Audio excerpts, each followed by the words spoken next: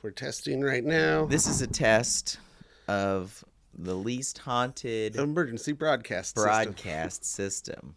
If this were an actual haunting, you would be instructed on the proper way to shit your pants. Yeah, you want to lean. Don't force it. Just let it go. Yeah, I mean, if you're accidentally doing it, I don't know if you can force it. Hello, dig for bones.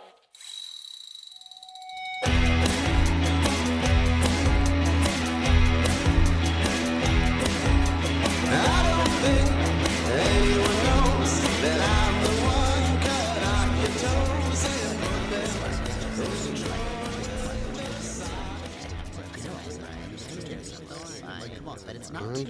All right, everybody, calm down, settle down. Hey, you know who I'm talking about. I know your name. I'm not gonna say it, but I know it. Don't think I don't know your name. Everybody, just calm down. We've got a special guest. Special guest. Yes. Your normal teacher is out sick, so we've got here Mr. Cody Franks. He's gonna teach you all about. But I am the regular teacher of this class. Yeah. Welcome back, Cody Franks, the regular teacher of this class, to the second symposium. This is a TED Talk that you all paid for. I'm sorry. But your students. Can you do a TED Talk at a school and actually have it be a class? No! Maybe. But we have a... Hello, and welcome to the least haunted online paranormal university, a place where science, skepticism, humor, and anthropology meet to educate on all things spooky, haunting, supernatural, and sometimes just the plain ridiculous. I'm your professor, Cody Franks, and joining me as almost always as your TA is... the singularly stoic scene stealer, stalwart salacious storyteller, and several similar sibilant superlatives. I'm very stoic, but I also steal the scenes. I'm Garth. Hi, Garth. This is you know me. I'm your TA. I'm the cool TA who I'll tell you what's really going on when Cody's done with this whole thing. Yeah. Well, before all that, let's do a spooky check. Oh, okay. Anything spooky going on in your life? Because I can't think of anything. Not spooky, just unfortunate. I mean, I got back to back. One night I get skunked. Oh yeah. Well, that was pretty harrowing. Yeah. You want to tell your skunk story, Cody? At midnight. So this is like last week. This is last week, and it's actually it's on the day of mine and Allison's anniversary. We have two anniversaries celebrated on the same day. We have it's our 13 years together as a couple, and it's 9 years of marriage. This is This is at midnight in the first hour of your anniversary. Yes, for the 13th year of relationship. Lucky number 13. The dog starts going crazy, like there's something outside of the patio. I open the door crack to look out, and I see a skunk, but I didn't realize that the screen door, which isn't a sliding door, it's like a regular door that opens out, wasn't latched. And so our dog pushed her way out and went for the skunk and got in a skunk fight and took an entire load of skunk juice to the face, dripping down. And then it just so happened that where this occurred was right below our bedroom window, where we had a box fan blowing fresh air in because it was a hot night. And so this skunk spray that bounced off the dog came in through the fan into the bedroom, onto the bedding, contaminated the bedroom. So were there like droplets raining down on you? Could you feel it? You could feel. I was outside. Allison was inside. Oh, okay. So we'd have to ask her then. And if you've never experienced a skunk at ground zero, it's something, isn't it? It's something else. I was sprayed once. Nothing near as horrible as the situation you described, but it's a different smell. It really is. Yeah, it is different like it's like physically flavor. Tangible. Like you could feel it hit you. Yeah, it gets you in more than one of your And to make matters worse, it was like 80s senses. It was like in the high 80s temperature wise when this happened. Well, because that's why you had the box fan. Yeah. Because of And so then I had to scrub the dog in the shower, which I later found out you're not supposed to even get it wet. You're supposed to wipe it off with something disposable first. I would not have guessed that. Yeah, I guess it's because it's kind of oily, and so once you hit water, it like spreads. But I guess it's spreading in the bath. Yeah, but it also contaminated all the rest of the dog's hair that didn't get sprayed. The dog got sprayed in the face, but now suddenly the whole dog smelled. Got it. Yeah, Got and then it. it got on me, and Does tomato juice work? That's what you always hear, yeah, right? it just masks the smell. It's an acidic thing, but no, Oh, it's okay. there. The smell is there. I found that rosemary works really well to mask the smell, the fresh rosemary. I got sprayed in the shins many years ago at a beach house, and our friend Forty was there too, and he was handing me every chemical we could find under the sink to just put all over my Apparently legs. vinegar. Vinegar. Vinegar Because is yeah, I one of the remember I only put ones. turpentine, paint thinner, all kinds of awful Yeah. things, and I can see vinegar maybe cutting it. So that's and then after I finish washing the dog goes out of the bathroom to get dried off, and then it proceeds to puke all over the floor. Then run to the front door and it was like wanting to go back out, and I'm like, "Are you crazy? You want to go Are back you out to the kidding? skunk?" Did you learn nothing? But no, it turns out no, the dog was trying to warn me because then it had explosive diarrhea all over the entryway to the house. So we that live in a must be- tiny house too, y'all. This is a really small. That must be like place. from nerves or just Yeah. being sick from the smell. And also, yeah, it's sick from the smell and just nerves, agitation, anxiety, everything. Just jacked up little poor, stinky poor dog. you guys, poor everybody. So then we had to sleep on the futon out in the living room, and I woke up with a stiff neck the next day. And leading to part 2 of your catastrophic last week. yeah, so then to celebrate our anniversary, we drove up the coast and went for a walk on the beach, and walking on the uneven sand was already kind of hurting my neck. And then, like an idiot, I thought, hey, you know what'd be fun? Skipping stones. That's a lot of fun. Yeah, you're gonna make the best of this skunky day. Yeah, and you're gonna well, turn things around with what better thing to Let do me than tell to you, skip stones. The smell of rotting dead sea lion carcass and seaweed and kelp on the shoreline was infinitely preferable to the smell of the You skunk. just roll around in it, just like, yes, give me some. I actually of was the kind of thing. hoping the dog would, because I thought it would, cover the smell. Same They'll reason I cancel decided each it was a other good out. idea to then dehydrate a bunch of fish the next day, because I'm like, hey, fish smell in the house is still preferable to the skunk smell. Anyway, skipping stones on the beach. I throw 2 of them, get a couple good skips in, and immediately realize, oh fuck, that was a bad idea. Because I totally slipped my disc again. Cody's Possibly got both a of them. disc that likes to slip when I he have does 2 when he discs. does things like skipping stones or And- anything too fun. Yeah, so very little sleep the skunk night. That night on the anniversary, no sleep because I couldn't get comfortable or find a position that Because your worked. back was so fucked up. The following night, again, same thing. So between Wednesday night and Friday afternoon, I'd only maybe had about 2.5 hours of sleep time. We're recording here, you guys, on Tuesday. Tuesday, so this was 5 days ago. Yeah. Okay. So then, Friday I spent all afternoon in urgent care getting checked out. And Right. establishing that, yes, it's a slip disc, and they gave me some medications to take. All 3 of the medications have side effects that make me, it's an irritable mood change. Go back and listen to episode 30, whatever, the stranger for the last time this happened. So yeah, right now I am in immense. That was a great episode. Well, maybe this will So work that means out, this too. is going to be a great episode too. When Cody's in immense pain, that's good potting, I think.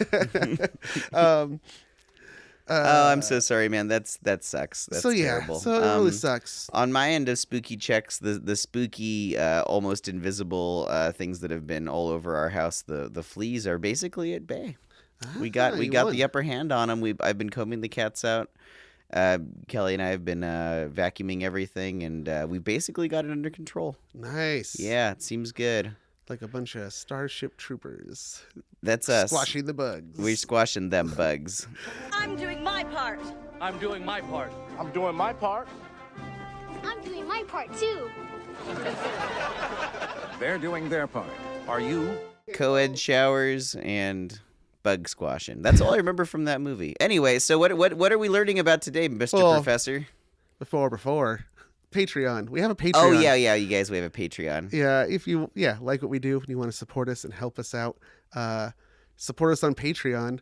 Patreon.com/Least Haunted. Yeah, for various benefits. You know how it works, different pay levels, different benefits, including getting your name mentioned in a Garth's Corner theme song. Right. Yeah. I and- actually have run out of patrons at this point, so now I'm just wheeling it without any need to mention people's names, and it's going downhill fast. So please, somebody rein me in.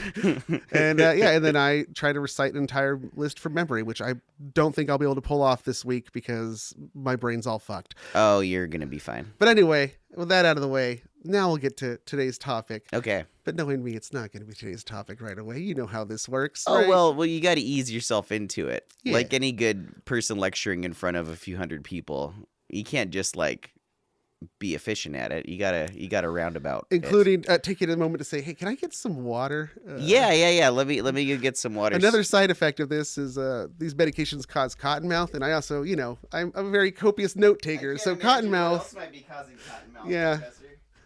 All right, hold on. All right. Thanks, dude. Here you are, Professor Franks. There's your Hey, glass. 99 bottles. That's I won't right. be able to pour that. I will pour it for you, Thank sir. you. I can't. Cody, we didn't mention I'm on Cody's mic now over here, everybody. Cody's in a sling. Yeah, I have no use of my right arm right now. That's some good Foley. Thank you. Oh, that's a good pour. Oh, yeah. Hey, I'm a professional bartender now. I do good pours. Yeah, the best way I can describe it is like, when your arm falls asleep?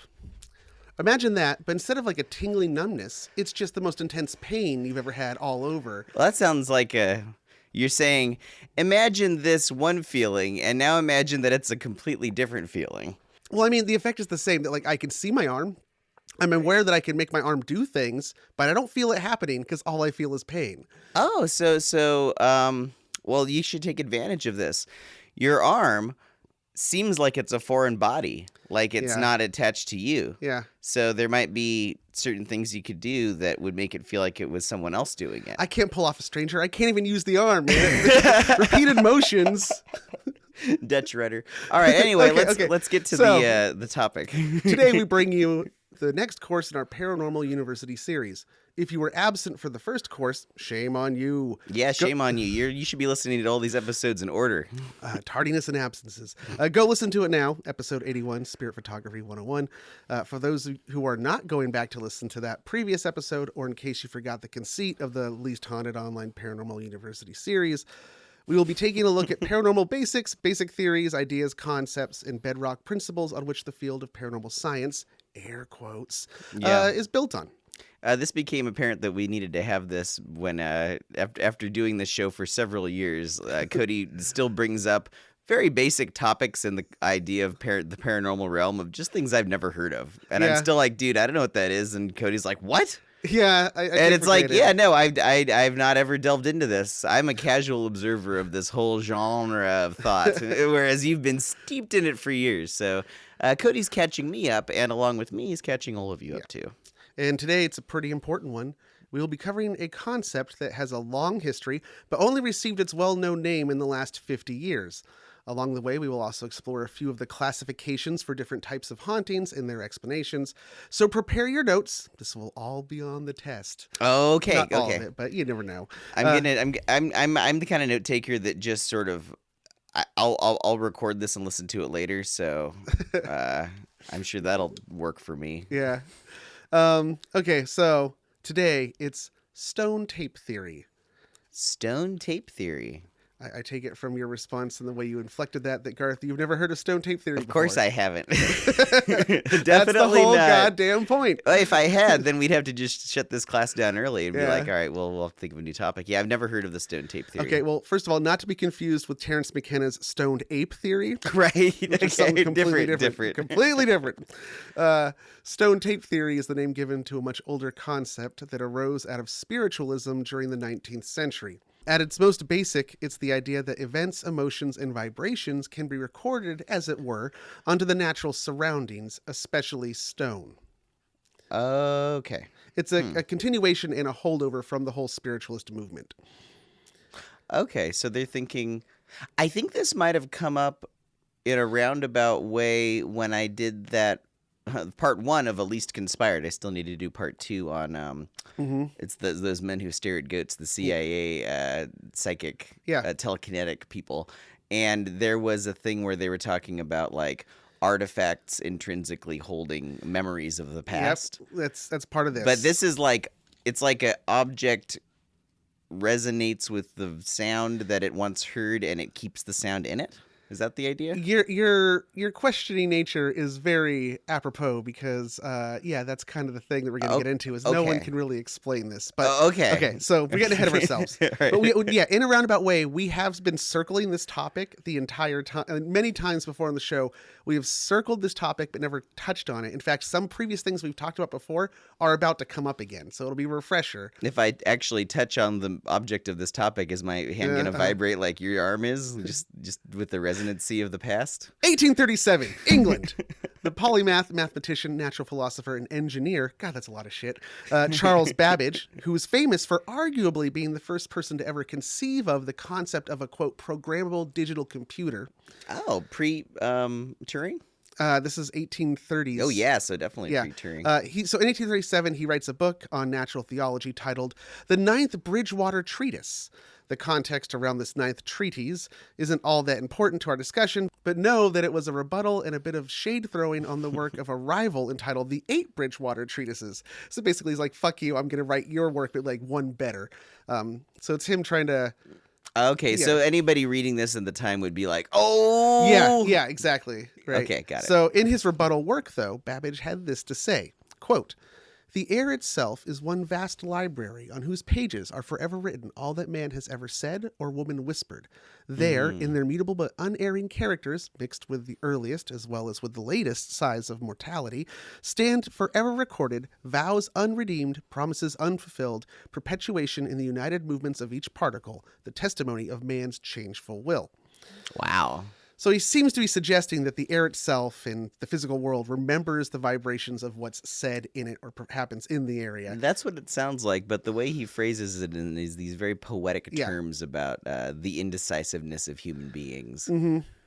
So remember, this is 1837, though. He's like talking about this idea of like this recording. It almost sounds like he's making a metaphor, but it sounds like he's literally means this. He seems to literally mean it. Okay.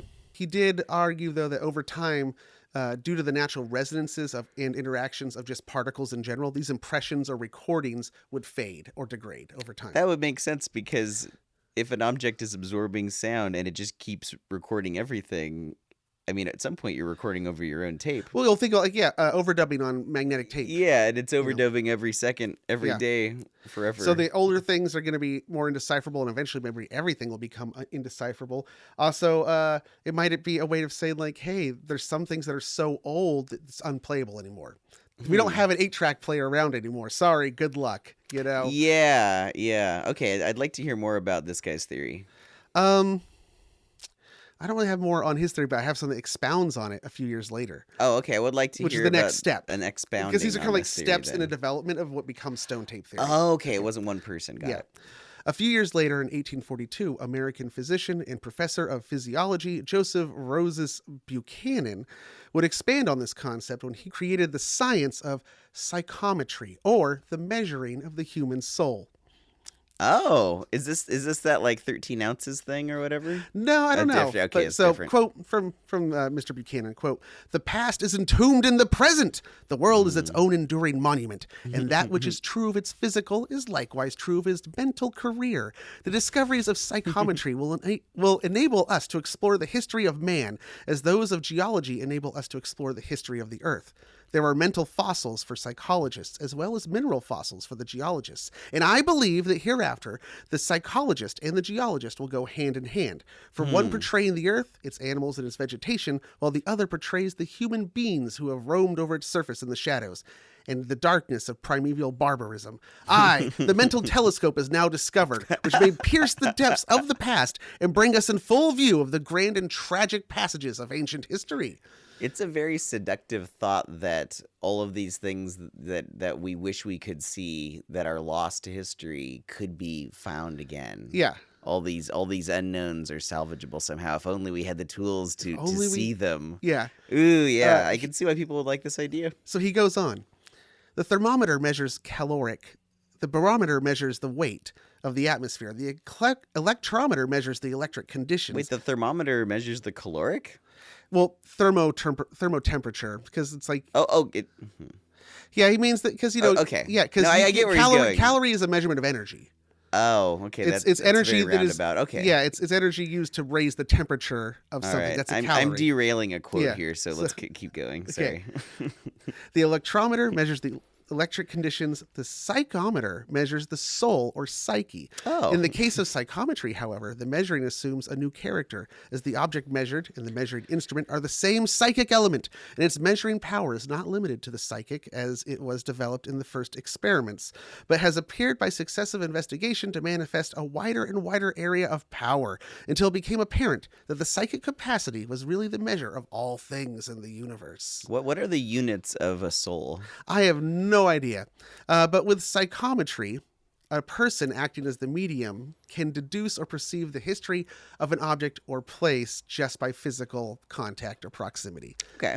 So when you said that thing about in the men who stare at goats type thing, Yeah. that's psychometry. Is that they would give Okay. people an object and they could be like, I know everything about this. They like dead zone it. If you're familiar with Yeah, that. and a scientific way of seeing if this works is to give it to a bunch of psychometers. You'd think this would be very see if testable. see if they all Yeah. perceive the same thing. Yeah. It became a popular part of spiritualist seances. A person would present the psychic with an object, say a pill case, and then the psychic is able to know that it belonged to a grandparent, for say, just by touching it. This, of course, is an example of cold reading and confirmation biases, which are classic scams of the psychic. Think John, What kinds of people are going to have a pill case? Probably older people. yeah, or somebody Ergo. ill, yeah. Mhm. So, think John Edwards, biggest douche in the universe. I don't remember this person. We've made this joke before. Yeah. Well, I remember that we made the joke about that, but I forgot about what this person's deal is. Oh, he just had a was TV show big- where he would say he could talk to the dead, Oh, and he'd pick that people was out of that the audience, guy. and he would do the cold reading. Yeah, it's a big scam. giving people hope and Yeah. taking their money. And it will not surprise you to know that there are still proponents of psychometry, and that it was even used by law enforcement agencies in seeking of evidence.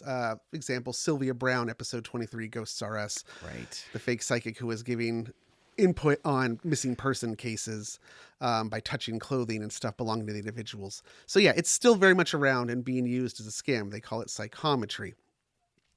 But at the time that psychometry came about, it was the height of the spiritualism craze. It was also the height of influence of some old friends of Least Haunted. That's right, it's the Society for Psychical Research, Hey. as seen in episodes 7 and 8, Psychic Wars. Yeah, but that was an early episode. Yeah.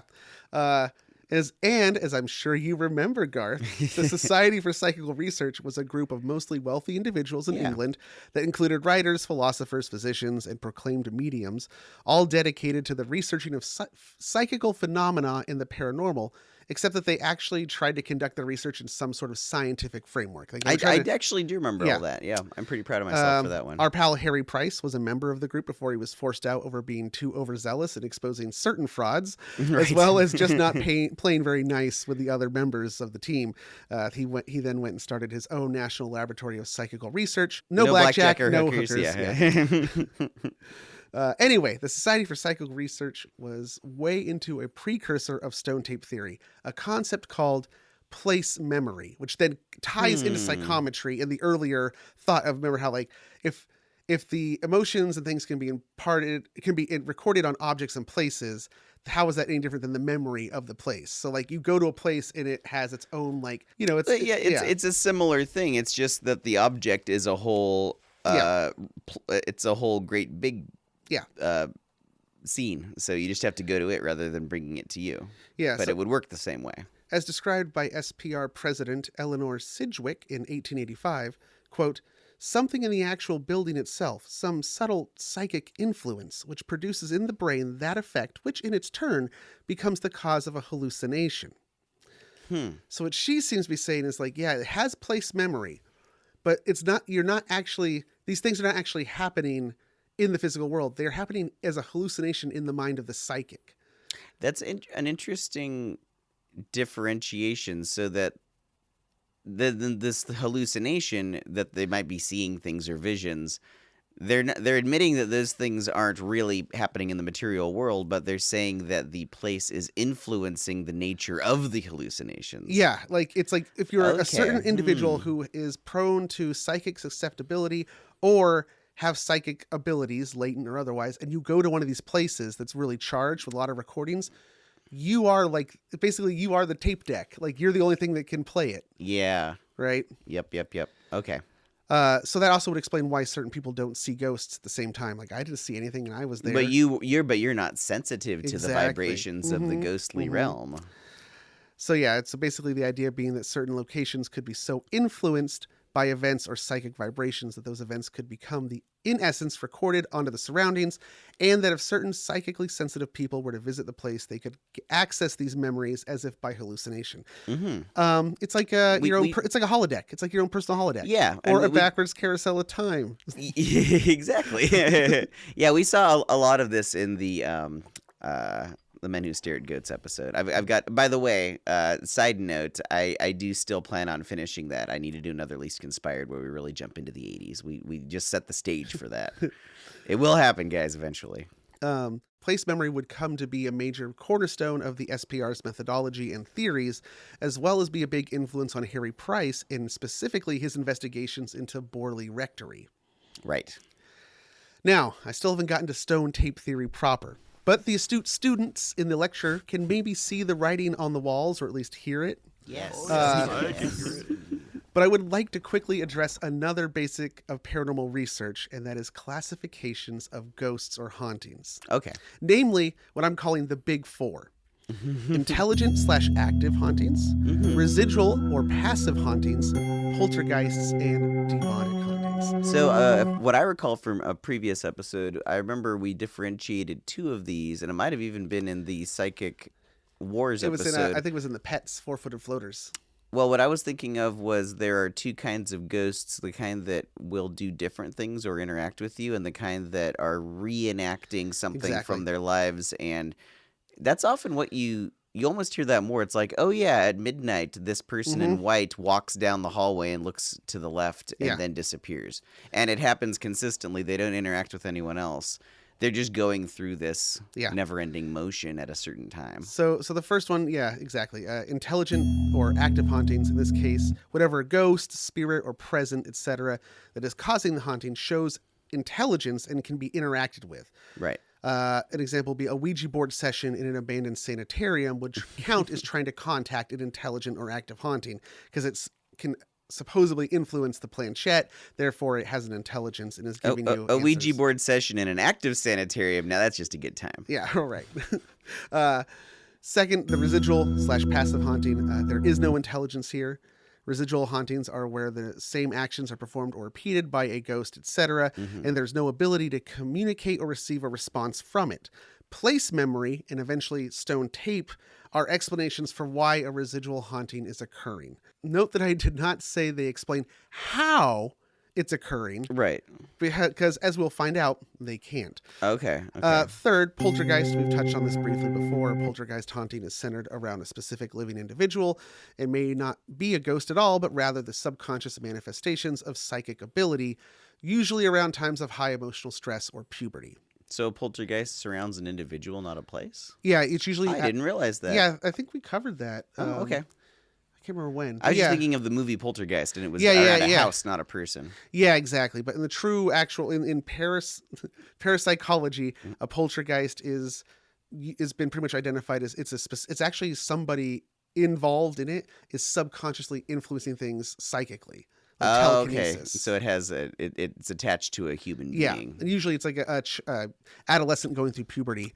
Oh, well, yeah, I remember Yeah. going over that. Okay. Yeah. Okay. And then fourth, the demonic, and this one just laughable to me. But Ha, ha, ha ha ha ha ha. I say.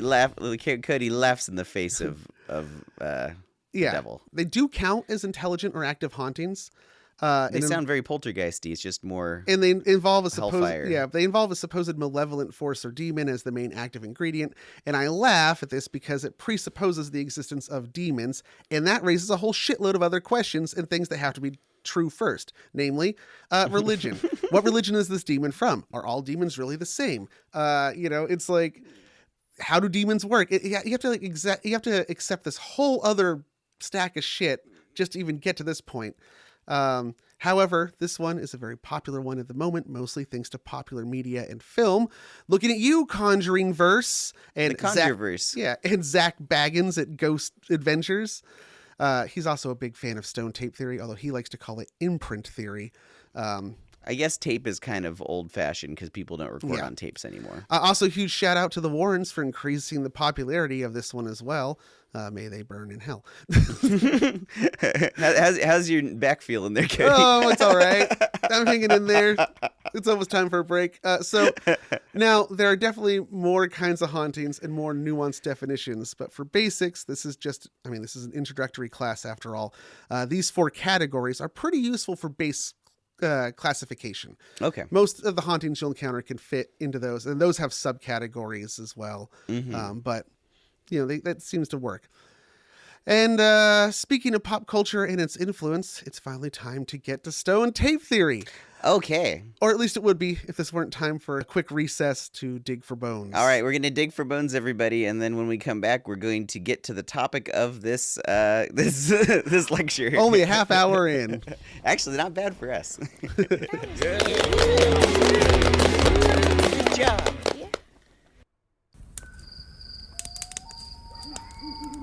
Do you like scary stories? I sure do.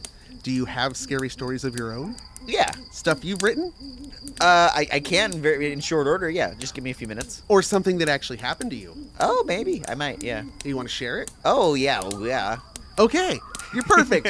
Least Haunted Campfire Club, Season 4, on Least Haunted YouTube channel. Come here, original and maybe true ghost stories. As long as it's a good story, who cares if Yeah, it's true? good stories accompanied with footage of a fire or something similar. All summer, every other week that we're Every not other doing week. an At Least Haunted show, we're going to have this for, a month or two or until we run out of stories. Send your stories. Yeah, so if you have a story that you want to share, send it in to leasthauntedpodcast@gmail.com. Can either be just the text, and we can read it for you, Yep. or you can record yourself telling the story. Even better. Try to keep it 10, 15 minutes tops. That's the sweet spot for Yeah. attention. And we'll see you there.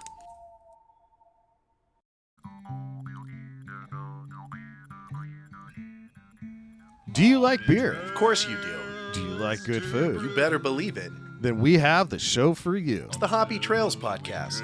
I'm Nick. I'm Travis, and on each episode of Hoppy Trails, we invite you to come along on our journey to explore craft beverages and the foods that accompany them. Check out Hoppy Trails on hoppytrailspod.com or listen wherever you find your podcasts. Connect with us on Instagram at hoppytrailspod or reach out to hoppytrailspod@gmail.com. We would love to hear from you. Come travel the Hoppy Trails with us, and remember to always say yes to the hoppy ending. Cheers.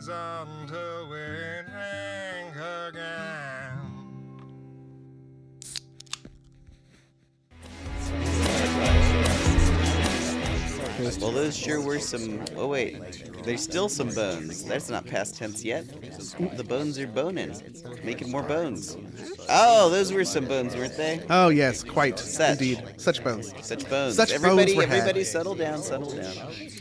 By now, it's probably obvious what stone tape theory is going to be, right, Garth? That's right. It's a modern name for place memory and psychometry. That's it. Yeah. Bad ideas never die. They just get reused. That was one of those questions that I remember professors asking that, or teachers in high school, where they would ask the obvious question, but it was so obvious I didn't understand that it was a question. Like, It's a rhetorical question. Yeah, but it's such a rhetorical question. It's like, well, yeah, stone tape theory is this thing you're talking about. We've been reiterating it for the last half hour.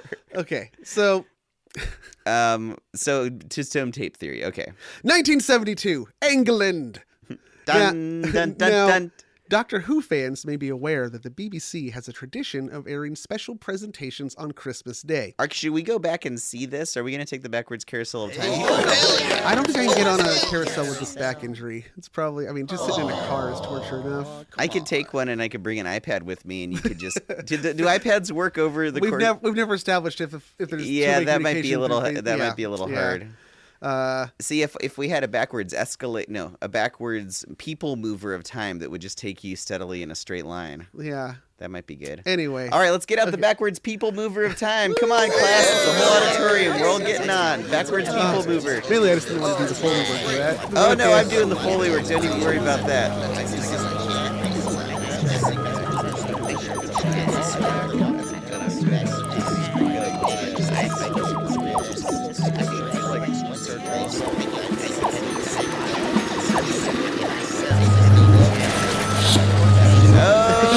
Okay, here we are, 1972, England. Okay, so Everybody be quiet. as I was saying, We're gonna see a TV show filming. Doctor Who fans know this. It's Doctor Who. No, it's not Doctor Who. Oh shit.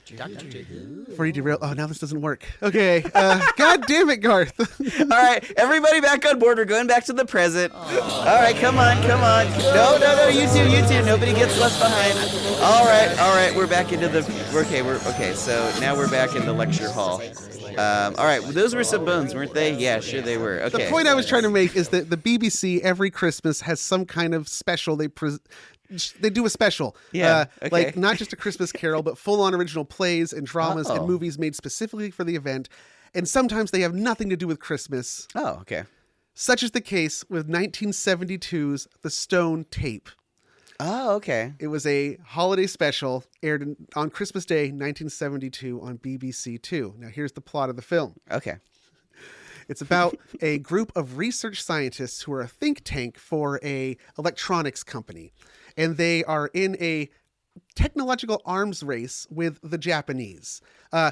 Just spoiler, way more racism than I was expecting from a holiday ghost story. This movie just goes hard on Japanese people. Oh, okay. I'm talking like, Just like the World War II era. yeah, but it takes Making place. It fun takes of- place in like their present day. It's in the 70s, but because okay. they are competing with tech companies in Japan, which at the time was a thing. You know, Sony was on Oh, the rise. sure. Oh, yeah. So they keep talking about how they have to beat the ups. And, Oh, yeah. I see, and then I see. yeah, and people actually like making accents and stuff. Yeah, it's really offensive. Okay, got Point is though, you got this group of scientists, and they're working on trying to develop a new form of audio recording to beat the Japanese to the punch. In this Cold War between Britain Yes. and Japan. Yeah, between British. Yeah, We're yeah, gonna exactly. win Yeah. the recording race. And to do so, the tech company has purchased a large Victorian like mansion and has renovated it into like housing, and like it's a home base now for the research laboratory. So they have laboratories and stuff.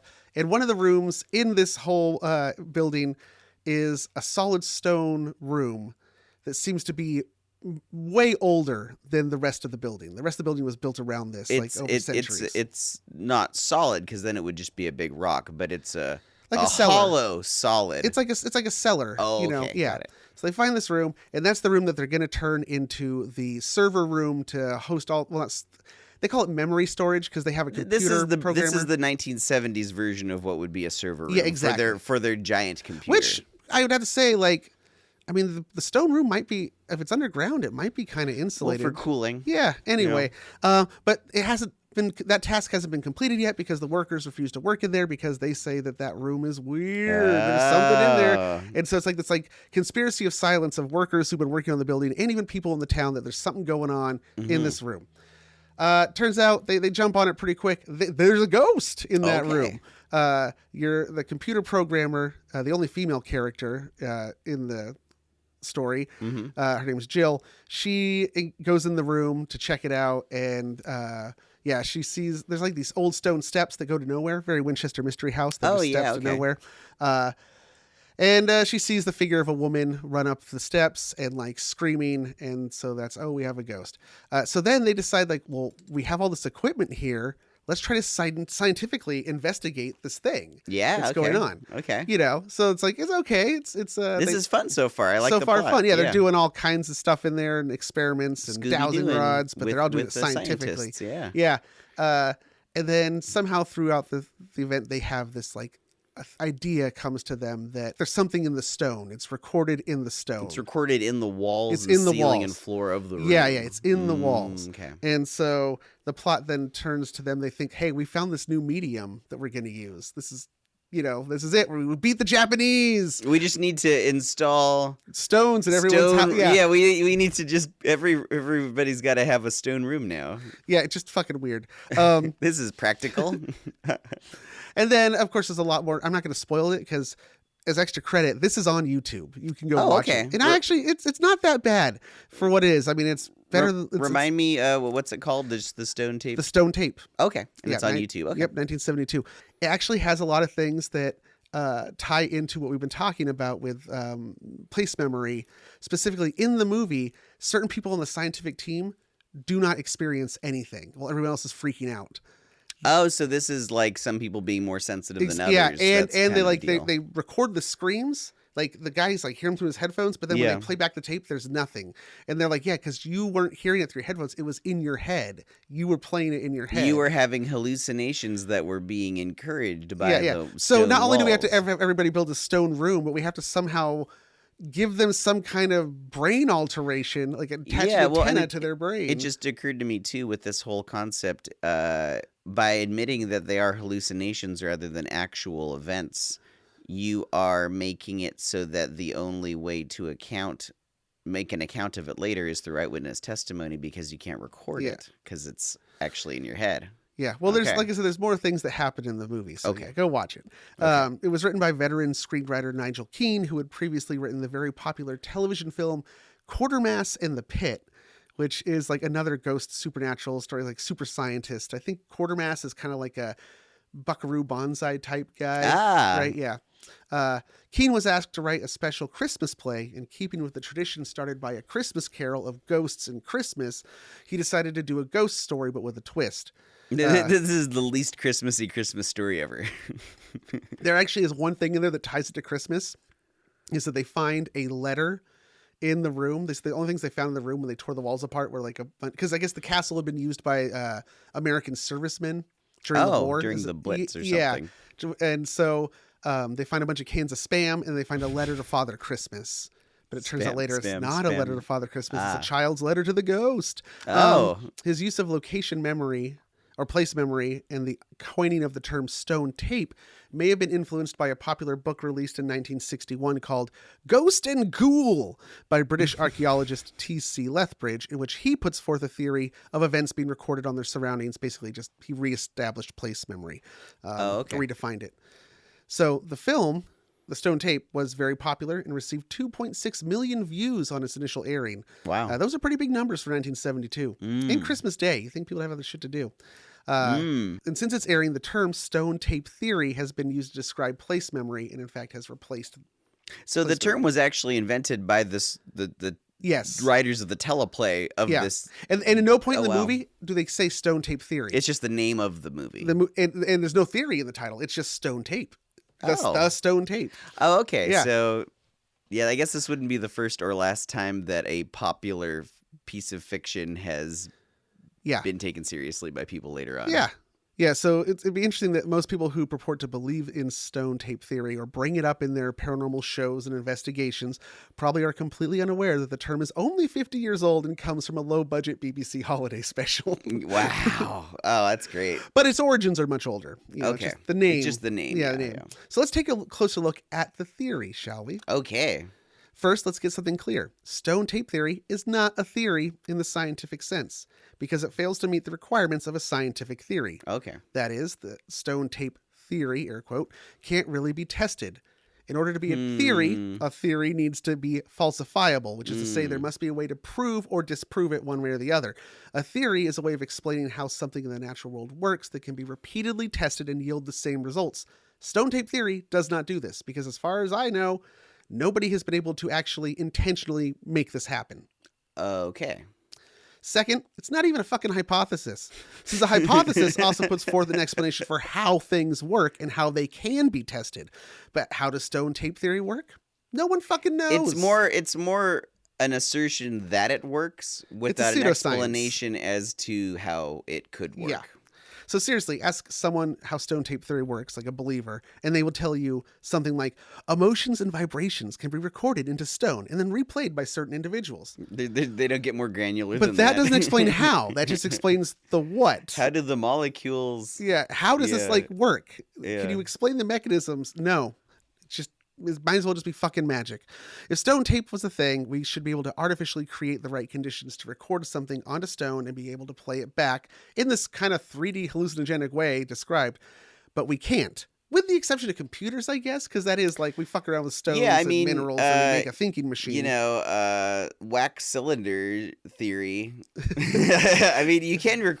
That is how anything is recorded, is with vibration. So there's a hint of reasonableness sounding in this, Yeah. which is, I think, why people probably find the idea appealing. It sounds like it could work. This actually, it's funny you Right. mentioned a wax cylinder as a joke, but this actually came up in an episode of The X-Files where the Oh, okay. MacGuffin of the episode was a thing called the Lazarus Bowl, which was a ceramic bowl that had been thrown by a potter, and thrown is the technical term for making pottery on a wheel, everybody. Not that he threw a Well, he physical was object. really mad at all the earlier Yeah. versions that didn't work. He threw those against the wall, but the last For the last one. So, but the idea is that this guy's making a stone pot nearby, like just next door. Jesus is resurrecting Lazarus, as told in Oh, the this Bible. is an old stone pot. Yeah, Okay. yeah. And so then, like, Jesus's words were recorded into the grooves on the ceramic like a record. Oh, because And the then- ceramic was still wet, Yeah. and Jesus was bellowing very loudly. Well, it was the word of God, basically. We went through 5 Adams before we figured that one out. It had vibrations, so Oh, it was yeah. recorded into the clay. And so, yeah, and then through the episode, just a spoiler, they actually are able to like scan it, and sure enough, there actually is some kind of recoverable audio on it, but it turns out to be Sergeant Pepper's. So like, yeah, this was made in the 70s. There's no way this is like authentic. That's a pretty good twist. I like that the theory itself works, but Yeah. the authenticity of the object is like, no, it was made in the 70s. Yeah. That's pretty good. Stone tape proponents failed to explain the mechanisms by which all of this is even possible. Why only certain events? Why only certain times? Why only certain individuals? Yeah, because in theory, an object would be recording 24/7. So Well, also like, okay, so it's a like I you know- have I have plenty of objects around the Least Haunted studio here that have not only heard every episode we've recorded here, Yeah. but also every other conversation I've had, and all the music played, and all of Yeah. the rats running around, or octopuses And let's that might face be it, living in here. Also, yeah, Skunks. likewise, if this was true, I would expect there to be a lot more predictable hauntings, i.e. your cabin. There's a lot of ancient sites made of stone. Shouldn't we be able to go to these places and find something recorded in the stones or surroundings? The Blarney Stone would I just was have thinking the sounds Stonehenge. of sounds of millions of kisses. Also, does the kind of stone matter? Why does it matter? Can you explain how that works? I mean, I'm sure obsidian's the best. I don't know. I was why. thinking It just quartz, feels right. crystals, because a quartz Oh. you can already store. Quartz that is crystal true. radios. Yep. hmm Yeah. I had this whole theory that explained a paranormal video on YouTube where I'd worked out how scientifically a location actually could have been accidentally turned into a giant crystal radio. And the guy was receiving, it's this video of a guy going into an abandoned mine in Arizona, and he's hearing voices, but when you listen to it, it turns out like it sounds not like just voices. It's like in a broadcast, I hear like a scanner or a CB radio. That was the possible explanation for the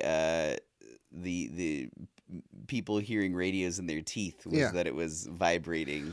So- I think the jury was kind of out on that. But in this Didn't seem case, likely. of this mine, I actually like researched and You found think out that could happen? I found out what was Naturally occurring I quartz found out mine because could- like it's what they mined there. The minerals they mined there were all in components of a quartz radio. Wow. There was like, and in the video you can see there's kind of like a slight mist on the ground, and so I was like, okay, he's also in like death. He's somewhere in outside of a national forest. I'm like, what's happening is that he's in just a 1 in a million chance for the right conditions for this thing to be a giant crystal radio, and there just happens to be nearby somebody, maybe a ranger, broadcasting on their CB, and it's just strong. It has Well, to be that would. I perfect. was gonna say, yeah, that would explain why the radio wave would be. And then strong I thought enough like and singular. but see, enough, my you theory, know? my theory could be tested. We could recreate the conditions and actually test this. I smell a least haunted road trip coming up. But then all this was for naught because it was Oh. revealed the fucker was just faking it. Like somebody found the audio files for that sound on like freesounds.com. So it's like, oh yeah, he was faking it. Oh, Yeah, which sucks. You spent way more time thinking about how it could possibly happen than. Yeah. Oh. Anyway, so as you can see, stone tape and place memory have no verifiable scientific backing.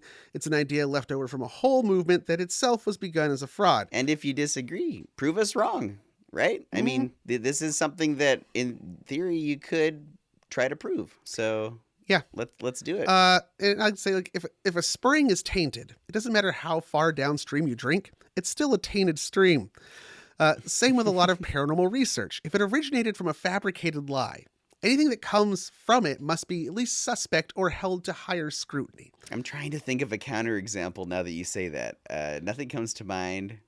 But Other than whole scientific movements starting Yeah, based on exactly. bunk, but eventually like we getting talked about better. archaeology and its awful Yeah, beginnings. well, yeah, and But- astronomy was astrology once, and so forth. But yeah, okay, I guess you're right. But if you go back and you're like a lot of the stuff that happens in spiritualism, Yeah, these like seance techniques and stuff were created by people who were exposed to be frauds. So why are you still using those techniques? You know? But then Yeah. people still vote for fucking Trump.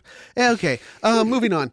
To wrap it all up, I do want to share a personal example / experience and how it ties to place memory, but is in no way paranormal. Oh, okay. This is another story of young Cody in Scotland. This has got to have its own theme song. It's the recurring tales of young Cody in Scotland.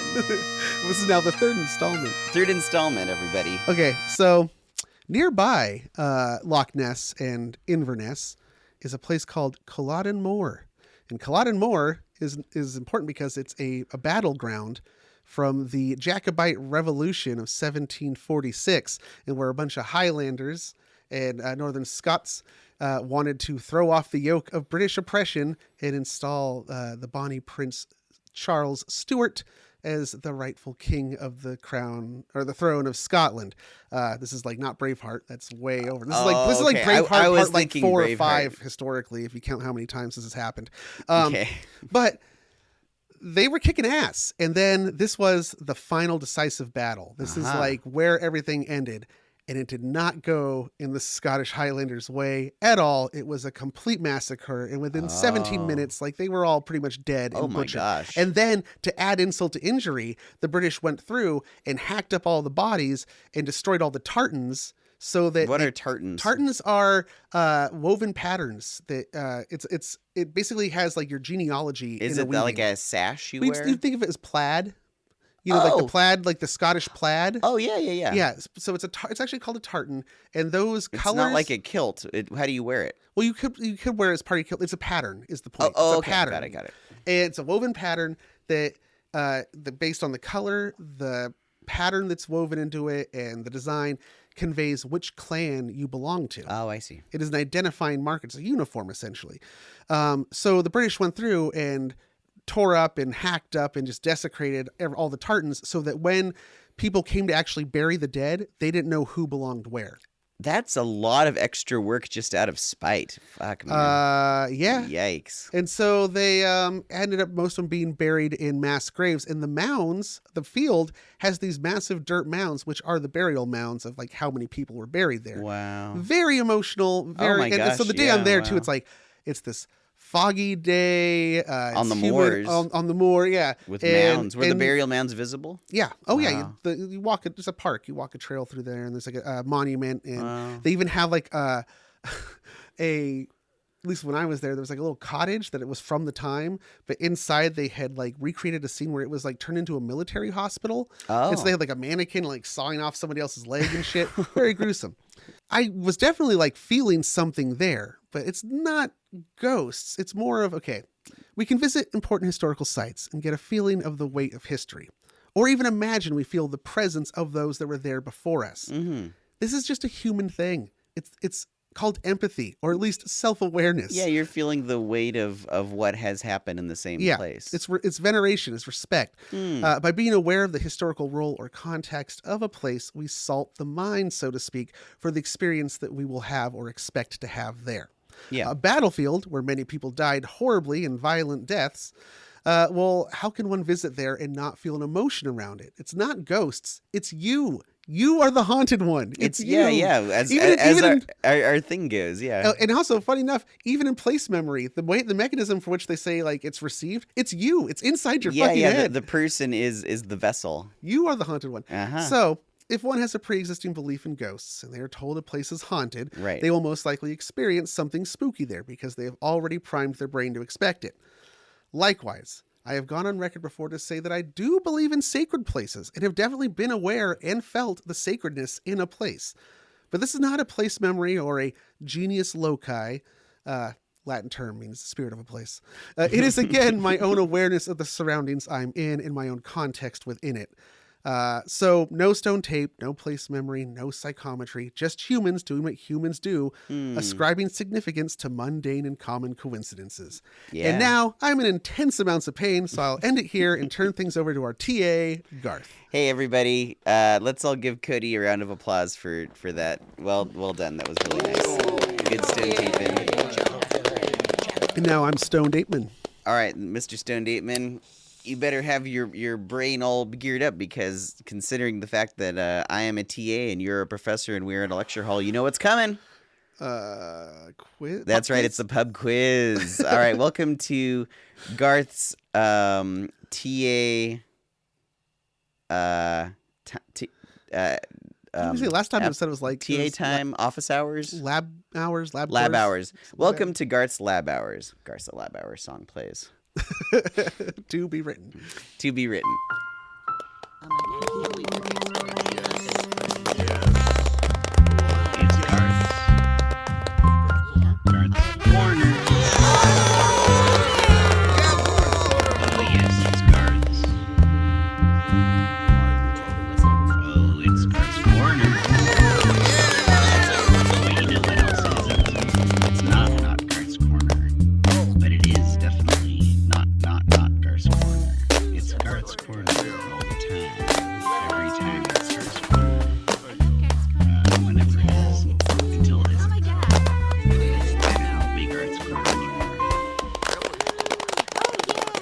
Okay, everybody. All right, so I hope you all are putting on your thinking spectacles, because this has nothing to do with anything that we've talked about, and is just a bunch of random questions I came up with. Just as last time, I missed the pub quizzes we would do at 99 Bottles, and so I'm going to do a quiz for all of you. And are you ready, Cody? Hold on. I think I'm about as ready as I'm going to be. And you all, students that don't exist, that we have, it's really just my voice many, many times. And all of you at home listening to the podcast can play along. Just listen to the question and write down your answer. Pause if need be, and I will give you the answers after each question. I'll give you a few seconds to try to think of your answer. And if you win, let us know. And if you don't, let us know, and we'll send you a little... We still have to send the other people stuff. Oh, they never got it? I don't think we actually generated anything to send them that was different than... Oh, okay. Well, either way, don't do it for a reward. Do it for the fun of it. Here we go. Number 1. What is the roundest mammal? Wait. The roundest mammal? Yeah, like the most spherical. Oh. But it seems like there needs to be more criteria for that. I was going to say either one of those stupid puffed up seals or a hippo. Oh, well, I'm going to say, all right, what's able to be the roundest ant? It's well, then round. it's an armadillo or That's right. hedgehog. Yeah, that's right. Good Yeah, job. okay. Armadillo. 2, name 2 presidents with mustaches. That would be presidents of the United States of America. Not the band, the ones who were elected to office. And does it 2. count if they have a full beard as well? No, they got to just have mustaches. Oh. Yeah. That's fucked up, dude. Just mustaches? Just Oh, mustaches. well, Teddy Roosevelt. Oh, good. 1. Okay. You got a half a point there, so. What? Oh, that's half point? Well, yeah, because it's 2 presidents. You need I know. one. I'm trying to think of the other one. And through the magic of There's editing. 3. There's 4 total. Okay, but I need 2? You need 2. James K. Polk? No. No. They can't have a beard. No. And Lincoln wouldn't count anyway because he had no mustache. Oh, that's right. But Grant would have. Oh, yeah, Grant would have counted. Yeah. I mean, he might have had just a mustache at some point, but when he got his presidential portrait taken, he had a on full the 50, beard. He's got a full beard. Yeah. Grover Cleveland. Yes. Well done. Yes. I just remembered he's in Venture Brothers. He has a presidential time machine. Venture Brothers saves the day Yeah, again. Grover Cleveland. Chester Arthur and William Taft also had mustaches. Chester A. Arthur, fall down. All right, so number 3. Whom did the walrus of the carpenter trick and devour by the seaside? Oh, all the little baby oysters. That's right. Bonus question. What they wept like anything to see such quantities of what natural material? They were by the seaside. Oh, salt? They were by the seaside. They wept Sand? like They Okay. wept like anything to see such quantities of sand. If only this were cleared away, they said it would be. See, I only remember the beginning. Oh, I know. The time has come to speak of. No, that's No? not how it starts. It Oh. starts, the sun was shining on, On the the sea, sea, shining yeah, with all its might. Yeah. I would recite the whole poem, but we don't have time. Okay, moving All on. right, on to the cheese round. Jesus. This is the cheese round. The seller of a cheese is, of course, known as a cheesemonger. Yes. I'm going to name some other mongers, and you will tell me what they monged. So would it be the Mong question? This is the monging Mong round. round. What is a fishmonger? Somebody that sells seafood. And That's fish. right. What is an ironmonger? Somebody who sells metal. Yeah, Iron. very good. Yeah, iron Pretty goods. The modern person would be somewhere at a hardware store. Could be called an ironmonger. Uh-huh. Finally, this is the hardest one. What's a coastermonger? I had to look this up. So that's why this is a bonus question. Okay, a coaster monger. It does not sell roller coasters. And I don't sell coasters for your tabletops either. No, it's too narrow of a business model. You Yeah, can't that would really be right. Yeah, live like what on the hell are you doing? cutting up redwood rounds into toothpicks and coasters. Coaster. They sell wheels. It's actually Strawberries? as the street sellers of fruits or vegetables, called a coastermonger. Oh, because they can move their stall around. They can coast around. And in Britain, it's a general peddler would be also called a coastermonger. That makes a lot of sense. Yeah. Okay. Yeah, you figured out how it makes more sense than I did because I was baffled by that. All right. I numbered these wrong. That was number 4, but that was actually 3.5 because apparently the next one's number 4. Scotland's natural flower is the thistle. The Scots pine is the tree of Scotland. What is the national animal of Scotland? Oh, the sarcastic part of me wants to say sheep, No. but it's not. No. They could be going for inspiration from Robert Burns and go with a mouse. No, I should know this. Yeah, it's known because it's kind of funny because it's an animal that doesn't exist. Oh, what, Loch Ness Monster? No, that would be ridiculous. No, it's not the Loch Ness Monster, but you're in the right genre. Oh, the water kelpie? Unicorn. Unicorn. That's Yes. Oh, god damn it. All right. My arm is hurting. This is real a good bad. one. Oh, you're doing great. You got several of the bonus questions, so you're in good shape. I just found this out the other day. When an aeroplane flies faster than the speed of sound, as we know, the compressed sound waves in front of it all compress together and are on top Sonic of each other, and they boom! create a sonic boom. Yeah. Now the sonic boom is it makes a great big boom, and like it can break windows even Yes. if you do it too close. So why is it that the windows of the airplane don't explode? The airplane itself is making a sonic boom. Because the airplane is now moving faster than the speed of sound. That's right. The sound the plane makes can't catch up to the plane itself. Yeah, exactly. So the plane is gone by the time the boom booms. And the even boom, though the boom is the plane passing its own sound. it's passing its own boom, so it's too far away to boom. So if the plane had a big long string of windows hanging behind it, then I guess some of those windows might break. But the plane itself, it's long gone by the time the boom booms. All right, well done. What pack of animals attacked Napoleon after he signed the Treaty of Tilsit? Just the picture of him getting attacked by a bunch of animals. A pack of animals. A pack of them. I got this from historyanswers.co.uk. I found it in a few places, so I'm pretty sure it's true. Wait, I will read you what they said. Wait, it says, what did it say? The Treaty of what? Tilsit? Can you tell me where that is? That might narrow it down for It me. won't. I'm just saying. And I don't know where it is. Either but a it pack of wild pigs or hedgehogs. won't. Bunny rabbits. Bunny rabbits. Yeah, I'm going to read you what it says here. Quote, to put the epic battle in context, Napoleon had just signed the Treaty of Tilsit, thereby ending the War of the Fourth Coalition, and the perfect way to celebrate, he decided to do a rabbit hunt. The Chief of Staff, Alexandre Berthier, set about collecting the bunnies needed for the celebration, and also invited a section of the most prominent men in the military. He wanted to impress them, so he revealed hundreds, some say thousands, of bunnies caged and eager flee as soon as they were released, or so he thought. Once the rabbits were released from their cages, they did the exact opposite of what the men expected, and instead of running away in terror, they bounded straight toward Napoleon. Napoleon's nervous laughter quickly transformed into horror as the fluff of beasts began to climb up the French emperor's leg. Napoleon's men attempted to beat them off with sticks, but the swarm was, quite literally, impossible to shake off. Although those most likely reluctant to admit it, Berthier was to blame. Instead of trapping wild hares, he had purchased tame rabbits, and when they saw the humans, they expected Napoleon was going to feed them, so they all just swarmed him.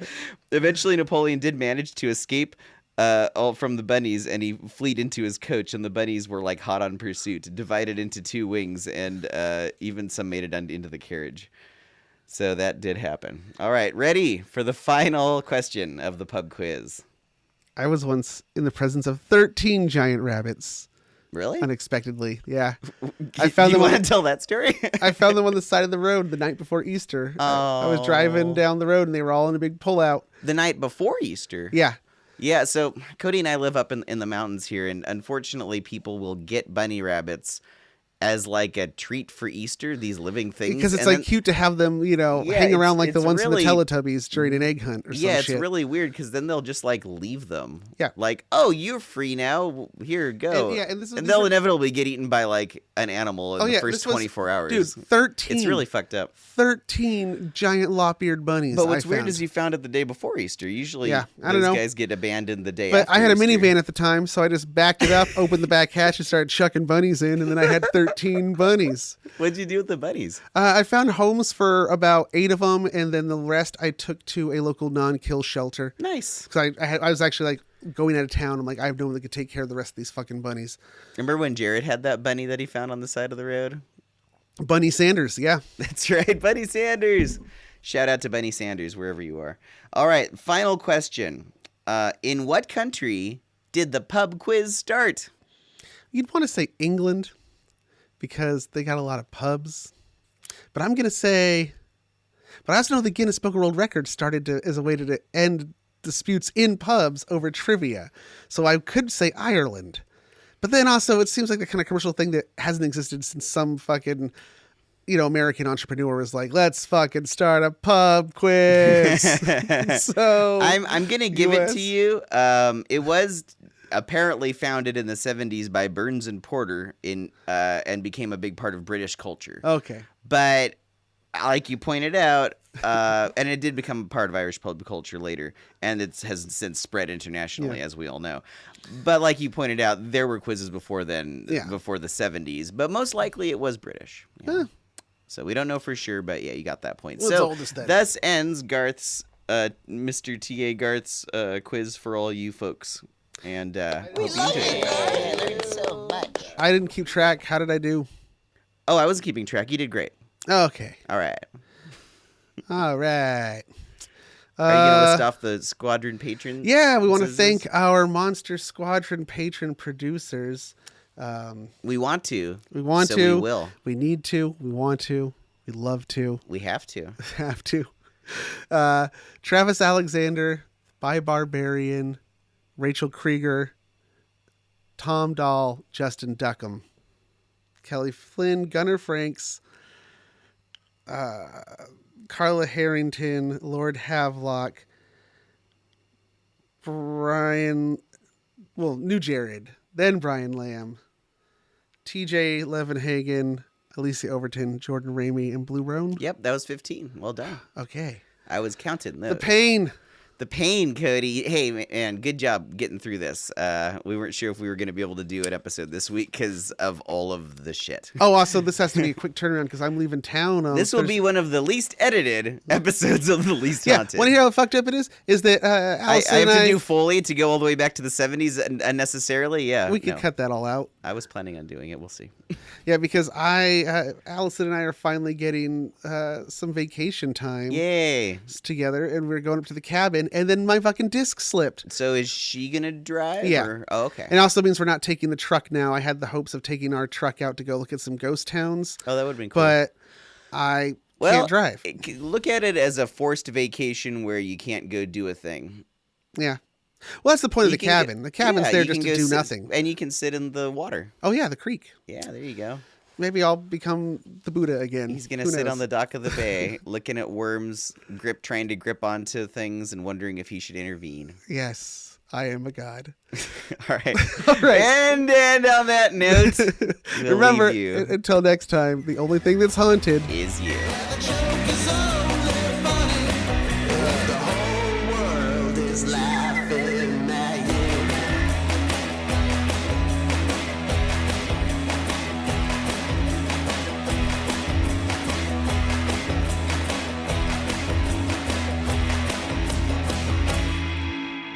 Hey, goodbye.